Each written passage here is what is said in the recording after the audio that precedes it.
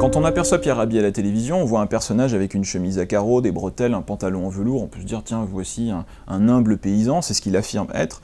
En réalité, Pierre Rabhi a gagné un demi-million d'euros ces 10 dernières années avec ses droits d'auteur, il a vendu 1 200 000 ouvrages ces dernières années, et Pierre Rabhi, au final, avec ses conférences, facturait plus d'1 millier d'euros pour la plupart, hein, il en donne parfois bénévolement, mais ça peut être 1000, 2000 euros selon les conférences. Au total, il arrive à générer un salaire de 7 à 10 000 euros par mois. Alors on pourrait se dire, bah oui, c'est un auteur qui a réussi, pourquoi pas. Mais quand on regarde le discours de Rabhi, de sobriété, d'exemplarité, et ce qu'il fait de cet argent, eh bien on s'aperçoit qu'il ne reverse pas aux associations rabhistes. Il n'y a qu'un seul ouvrage dont les droits sont reversés aux associations Terre et Humanisme, Colibri, etc. Le reste, c'est tout pour lui.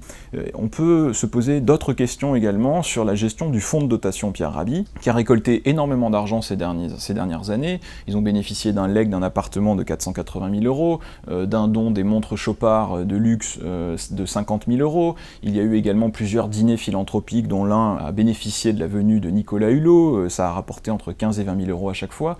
Et à la fin, avec tout cet argent, eh bien, Rabhi ne consacre que 60 000 euros par an à des actions environnementales, et ça permet surtout de salarier son assistante, que Rabhi pourrait tout à fait financer sur ses fonds propres.